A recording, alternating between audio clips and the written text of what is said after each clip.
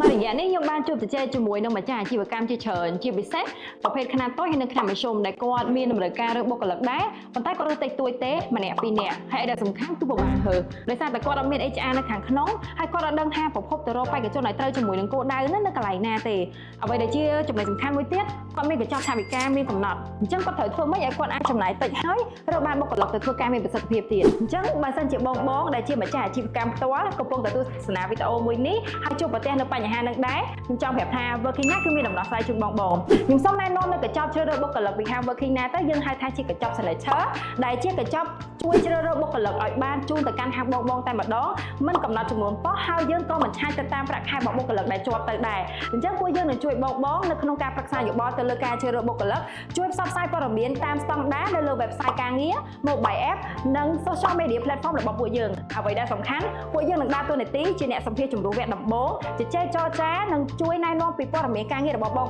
ទៅកាន់បេក្ខជនដែលត្រូវជាមួយនឹងលក្ខខណ្ឌហើយក៏អាចជួយបងនៅក្នុងការចរចាប្រាក់ខែជាមួយនឹងពួកគាត់បានថែមទៀតផងពីបងផ្ទាល់ចាំជួបគាត់តែតាមចុងក្រោយដើម្បីសម្រេចចិត្តថាតើបង confirm offer ការងារមួយគាត់ឬមួយក៏អត់ទេអញ្ចឹងនៅក្នុងកញ្ចប់ signature មួយនេះបងចំណាយត្រឹមតែ$140ជាងតែប៉ុណ្ណោះនៅក្នុងមួយខែដែលស្មើនឹងបងអាចទទួលបានទាំងក្រុមការងារខាងផ្នែក marketing ជាមួយនឹងខាងផ្នែករើសបុគ្គលិកតែម្ដងអញ្ចឹងបើសិនជាបងចាប់អារម្មណ៍ហើយចង់ស្វែងយល់លម្អិតបន្ថែមពីព័ត៌មានក៏ដូចជាអត្ថប្រយោជន៍ដែលមានច្រើនលើសពីនឹងទៀតនៅក្នុងកញ្ចប់សេវាកម្មមួយនេះបងអាចធ្វើការទំនាក់ទំនងមកកាន់ក្រុមការងារដើម្បីស្វែងយល់ក៏ដូចជាទទួលបានការប្រឹក្សាបន្ថែមដោយឥតគិតថ្លៃ